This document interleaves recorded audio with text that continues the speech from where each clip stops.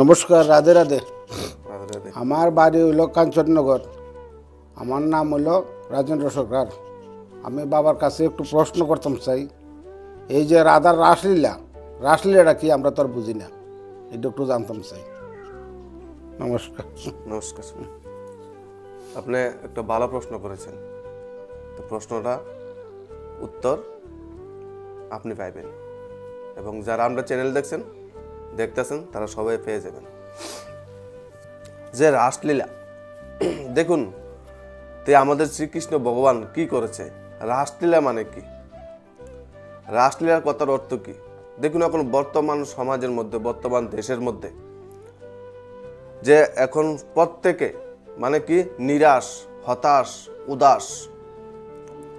তো এখন যদি আমরা মহা রাসলীলা করি তাহলে আমরা সে নিরাশ, হতাশ, উদাস থেকে বেঁচে যাব এবং অতীন্দ্রিয় সুখ এবং শান্তি পাব। তো রাসলীলা কথার অর্থ কি? রাসলীলার কথার অর্থ হয়েছে যে জীব আর শিবের মিলন।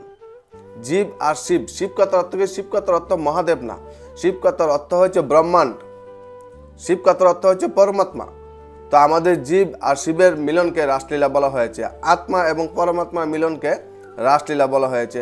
যে দেখুন, আমাদের যে বর্তমান সমাজে আমরা যে ছোট থাকতে শুনেছি, সে অনেক লোক থেকে, অনেক মাতারা এবং অনেক ভাইদের থেকে শুনেছি যে পাশের বাড়ির যদি কোনো ছেলে মেয়ে প্রেম করছে এবং পাশের বাড়ির যদি কোনো স্ত্রী পুরুষ প্রেম করছে, কি বলতো যে দেখো পাশের বাড়ির লীলা চলছে, সে লীলা চলছে। লীলা সেটাকে বল না।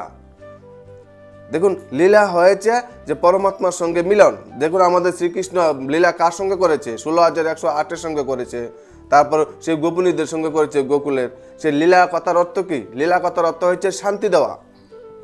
দেখুন, 16,108 গোপিনীকে সেই ভগবান শ্রীকৃষ্ণ কোথায় থেকে তাদেরকে শান্তি দিয়েছে? এনে সেই বমাসুরের হাত থেকে, সেই বমাসুরের অত্যাচারের হাত থেকে এদেরকে, বমাসুরকে হত্যা করে এদেরকে এনে তাদেরকে অতীন্দ্রিয় সুখ শান্তি দিয়েছে। সেটা হচ্ছে রাসলীলা।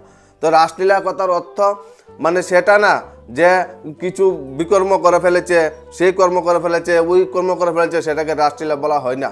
দেখেন, সেই 16,108 সেই স্ত্রী কন্যারা, আগের দিনে রাজারা কি করতো? প্রত্যেক রাজার সঙ্গে যুদ্ধ করে যে রাজাকে পরাজিত করে, সেই রাজার যে প্রজাদেরকে হত্যা করে, যে প্রজার যে স্ত্রীরা ছিল সেই স্ত্রীদেরকে নিয়ে এসে সে অত্যাচারী রাজারা, যারা খারাপ রাজা ছিল, তারা কি করতো? সেই স্ত্রীদের উপর অত্যাচার করতো, বুঝছেন? আর যে শ্রীকৃষ্ণ ছিল রাজা, উনি কি করতেন? যে অত্যাচারী রাজাদের হাত থেকে সেই অসহায় স্ত্রীদেরকে এনে এদের মনের মধ্যে কি দিত? শান্তি দিত। সেটা হচ্ছে আসল রাসলীলা ভাই। এখন বর্তমান সমাজে আমরা কতজনের মনের মধ্যে শান্তি দিচ্ছি? এখন বর্তমান সমাজের মধ্যে শান্তি দেওয়ার প্রসেস আমাদের কাছে নেই। কারণ নেই কেন? আমাদের সে ভগবান শ্রীকৃষ্ণের সঙ্গে আমাদের কোনো যোগাযোগ নেই। ভগবান শ্রীকৃষ্ণের সঙ্গে, ভগবান শ্রীকৃষ্ণের কর্ম যে কী করছে সে কর্মের সঙ্গে আমাদের যোগাযোগ নেই। আমরা শুধু সারাদিন রাত 24 ঘন্টা শুধু খালি কৃষ্ণ এবং কৃষ্ণ খালি গান গাচ্ছি। কিন্তু গান গেয়ে কি আমরা আমাদের সেই অতীন্দ্রিয় সুখ আনতে পেরেছি? নিশ্চয়ই না। তাহলে সে আমাদের অতীন্দ্রিয় সুখ কিভাবে আসবে?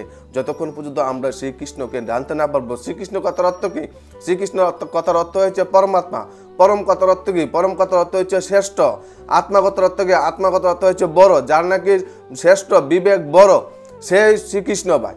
শ্রীকৃষ্ণ কোনো ব্যক্তি বিশেষ না, যে খুশিতে হতে পারবে, সেটা স্ত্রীও হতে পারবে এবং পুরুষও হতে পারবে ভাই। তাহলে দেখুন, সেই পরমাত্মার সঙ্গে আমাদের মিলন হলে তাহলে আমাদের সত্যি শ্রীকৃষ্ণ কি জিনিস আমরা পেয়ে যাব ভাই।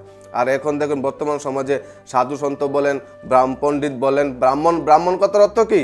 ব্রাহ্মণ কথার অর্থ হয়েছে সেটা না যে পূজা করে সে ব্রাহ্মণ। ব্রাহ্মণ কথার অর্থ হচ্ছে যে নাকি ব্রহ্মাকে পেয়েছে ভাই, যে নাকি ব্রহ্মকে পেয়েছে। ব্রহ্মকত্র অর্থ কি?